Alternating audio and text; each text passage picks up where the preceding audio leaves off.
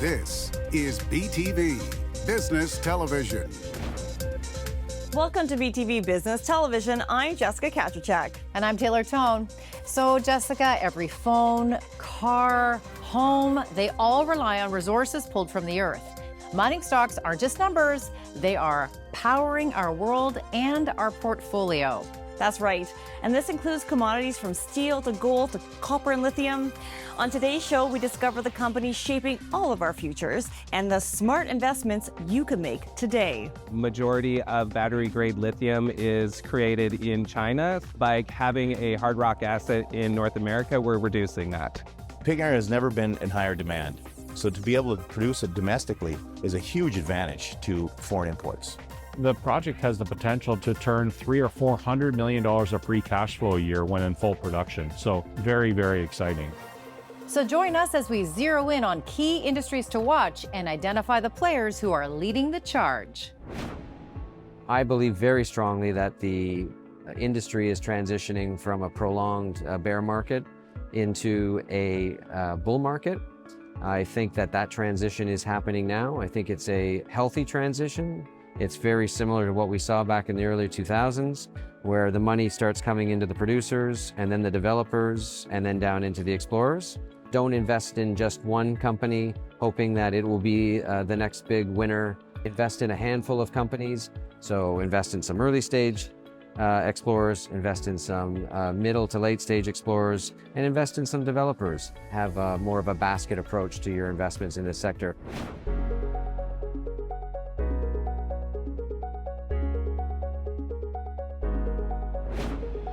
With a commitment to restoring American industrial strength, North American Iron is securing a domestic supply of high-purity pig iron, reducing foreign dependence and reinforcing the foundation of U.S. steelmaking for generations to come. Pig iron is the most commoditized product in the steel industry. The reason for that is 100% iron. Unlike other virgin iron feedstocks, there's impurities in them, where pig iron is 100% iron, which is a real benefit for electric arc furnace operations. Pig iron has never been in higher demand, so to be able to produce it domestically is a huge advantage to foreign imports. In order to satisfy this demand, the U.S. government has initiated America First efforts to establish a domestic supply of pig iron, and it's working.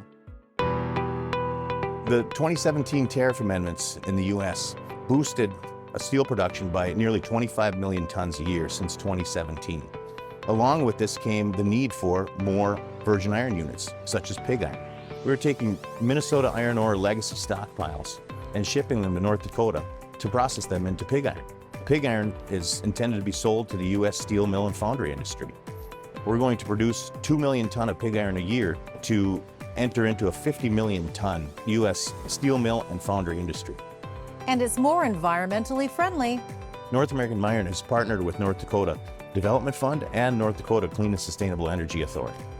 Our permitting process is set to be complete in Q2 of 2026. Immediately after that, we plan to start construction and commissioning, which will take 3 years and bring us into production in 2029. Iron continues to be in short supply due to several factors: growing demand, supply chain issues, increased trade restrictions, and global conflicts. The Russia-Ukraine conflict caused a deficit of 60% of the pig iron that was coming into this country. So the market demand for pig iron has never been greater. Steel is used by everyone. Steel is used from silverware to the structure that holds up this building to the clothes on your back cannot be made without steel. So it's really a basic American need. Right now, we're counting on foreign imports to the tune of 50 million ton a year annually here in the U.S. With operations expected to commence in 2029 and produce 2 million tons annually, North American Iron is already taking giant steps to help establish a stable domestic supply of iron for U.S. steelmakers.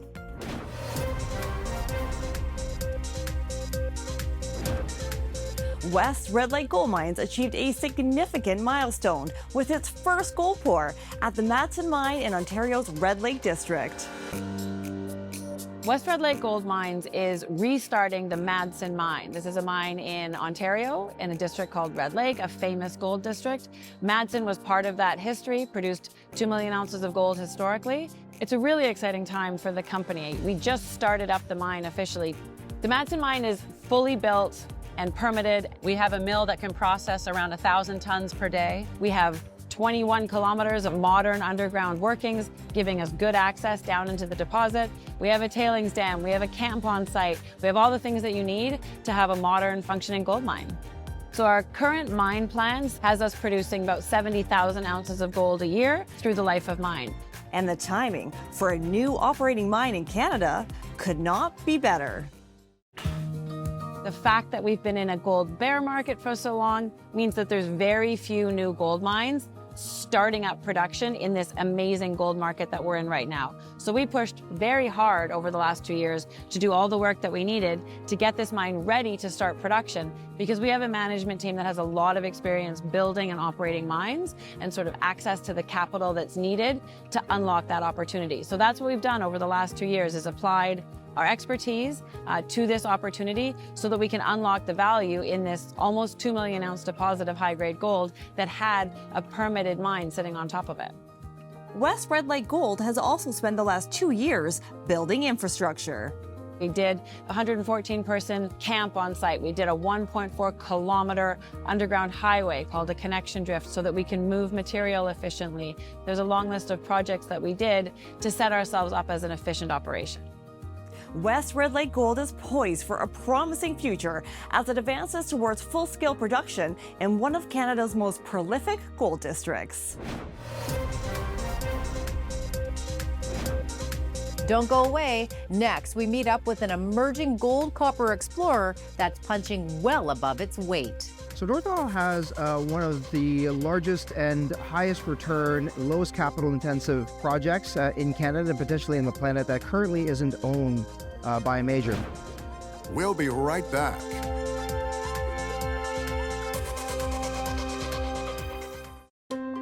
You're watching BTV. North Isle Copper and Gold is advancing one of Canada's most promising copper-gold porphyry projects on northern Vancouver Island, with a strong focus on sustainability and community partnerships.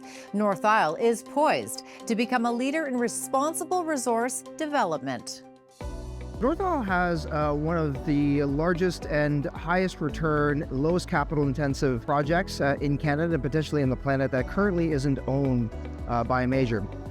So what we've defined today is what we believe is a medium-sized copper project and a very large gold project. It's about 50-50 copper and gold, or copper and critical metals. It's about 300,000 ounces of gold a year, production for 29 years. And from a copper perspective, it's about 160 million pounds of copper equivalent a year for those 29 years. Michael Gentili of Bastion Asset Management has a unique perspective on why North Isle Copper and Gold stands out amongst other mineral resource companies. This project's already enormous. I think they have 7 million ounces of gold and multiple billion pounds of copper in place. It's the closest deepwater port to Asia in North America, and the project is literally adjacent to that deepwater port. So in terms of these critical metals, in terms of having secure domestic supply in Canada, diversifying our trade partners, and also increasing Canada's exposure to gold, I think it's a critical and essential project for the country and for the local stakeholders involved. I've been in mining for over 30 years in Canada. Never have I seen such strong political will and alignment. This is the right time to really advance this project as quickly as possible. We have just scratched the surface across the 35-kilometer district.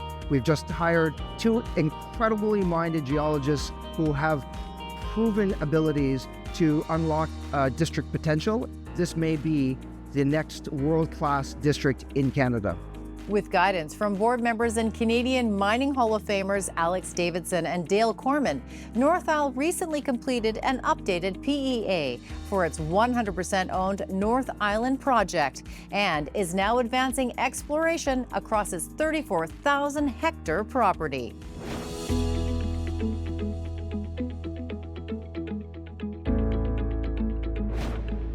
Pasofino Gold has an exciting discovery in Liberia. This African nation with a rich history in mining has become a stakeholder in Pasofino's path to production. I've worked in Africa for over 25 years. I've built 4 mines in really difficult places, difficult jurisdictions. And Liberia is probably the best jurisdiction I've ever been in. And I've worked in 9 or 10 countries. The combined measured and indicated mineral resource estimate is 3.9 million ounces of gold, with an average grade of 1.37 grams per ton. We have a full feasibility study done in 2022. Over the next 9 months, we're going to be updating that feasibility study in parallel to project financing to make a construction decision to get this mine built, especially in this gold price environment. Over the next 12 months, we're really looking forward to building a mine. We've scoped this project at 5 million tons a year, and the output of gold is around 2.2 million ounces over a 14-year mine life of about 171,000 ounces a year.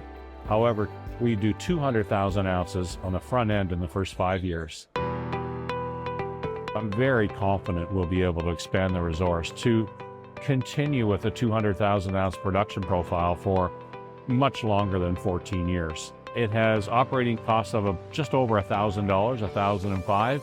You use $2,700 gold constraints on the project, and this has a post-tax NPV of 4 times CapEx. Tremendously economic. And the project has the potential to turn $300 or $400 million of free cash flow a year when in full production. So very, very exciting. Pasofino continues to look at ways to optimize the feasibility study in order to bring the project to a construction decision with maximum economic benefits for all stakeholders. When we come back, we explore the golden horizons of Ghana. You've got 4 of the largest gold producers on the planet operating in Ghana. And for Newcore, we're very fortunate to have a very large land package in Ghana, which we've had a lot of exploration success with. We'll be right back.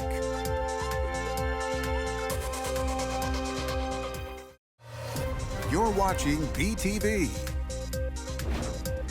Newcore Gold is on a promising trajectory, reporting positive drill results at its gold project in Ghana, with recent intercepts showcasing high-grade gold mineralization.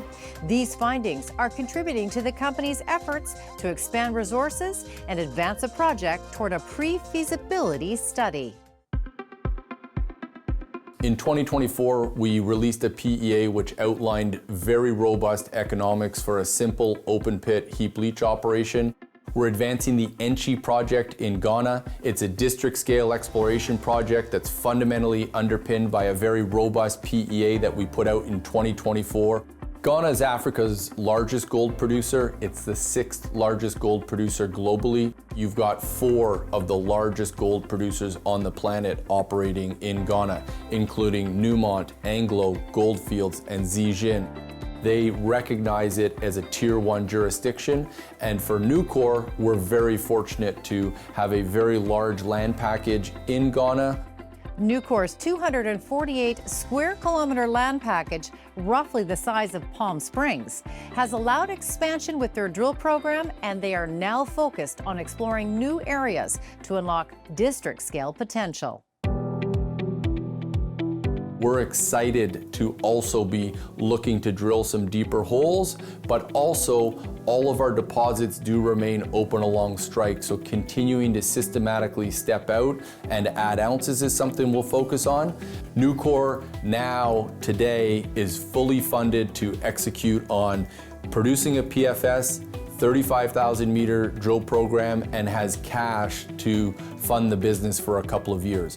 The drilling results from the 35,000 meter drill program underway at Enchi are being used to expand and refine the existing mineral resource estimates in advance of completing a pre-feasibility study on the project.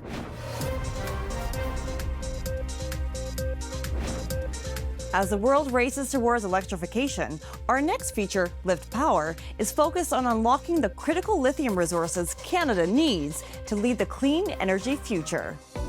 Majority of battery-grade lithium is created in China, so by having a hard rock asset in North America, we're reducing that. The Yellowknife Lithium project is a hard rock lithium project that consists of 13 pegmatite dikes. It's a district-scale size project located in the Yellowknife, Northwest Territories.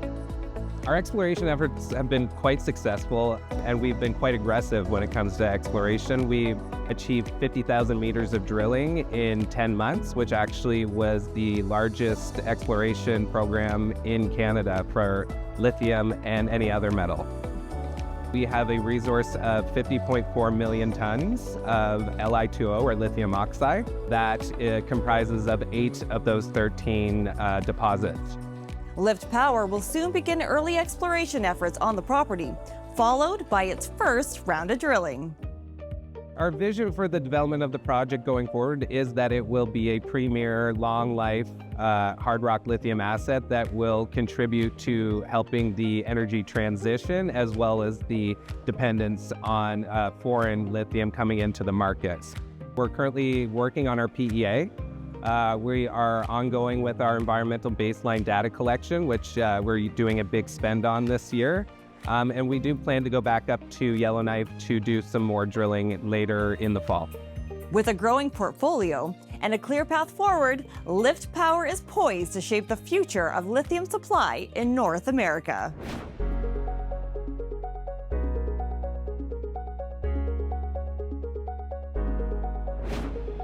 If you're looking for an investment that has historically performed well in all market environments, look no further than the private real estate sector. Equiton is a private equity real estate firm. Our mission is to really create an opportunity for investors to invest in the private markets. We focus primarily on multi-residential apartments. This is an asset class that has historically performed well in all market environments. Equiton really is a trusted partner in helping their clients invest in alternatives in the private real estate space. For the last 10 years, we've had stable returns, no matter what the market does. We've been able to grow the company to $1.5 billion of assets under management, over 200 employees, and we've been able to deliver consistently positive returns. There's not a lot of firms out there that can provide that kind of institutional level of governance, and Equiton fills that gap. Today's gold prices could pay big dividends for one company with a newfound focus on this precious metal. Find out more after this. I remember $250 gold like it was yesterday. These gold prices are unprecedented. It is a great opportunity. The economics are very attractive. We'll be right back.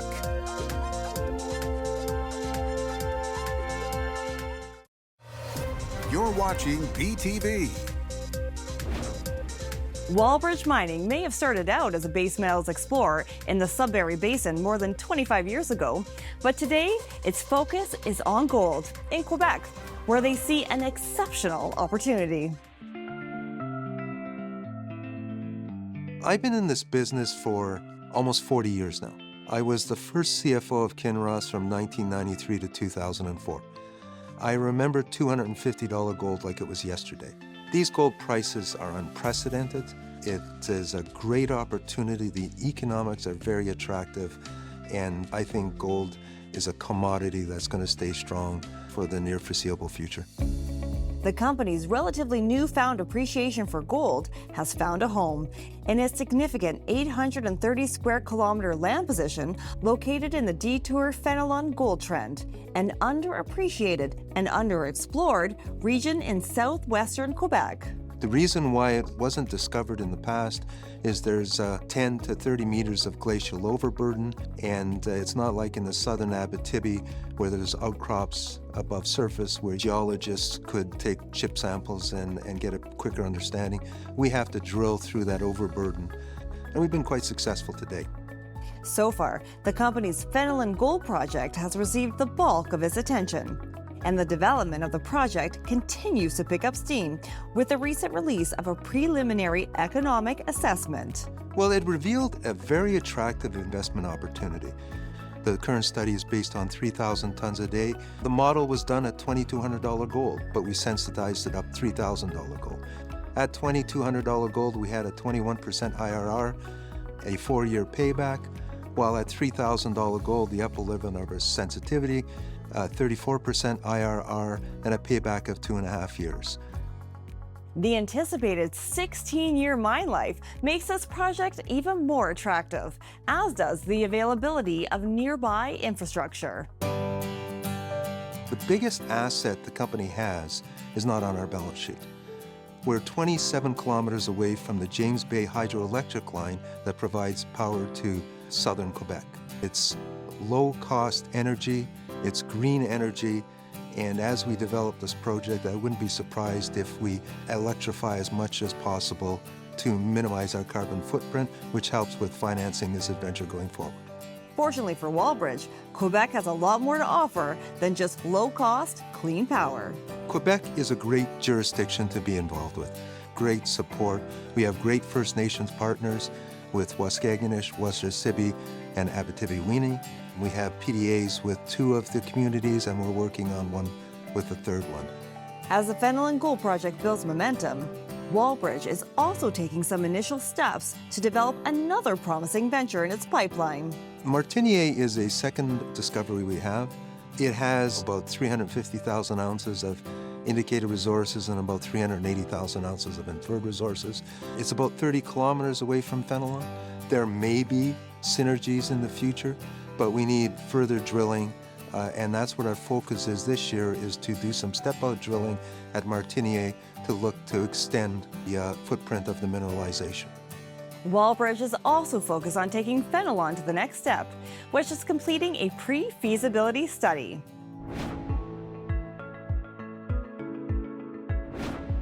Being a wealthy client can introduce a whole new set of circumstances when it comes to financial planning. I asked Thane Stenner of Stenner Wealth Partners to fill us in on some of the unique challenges this can pose.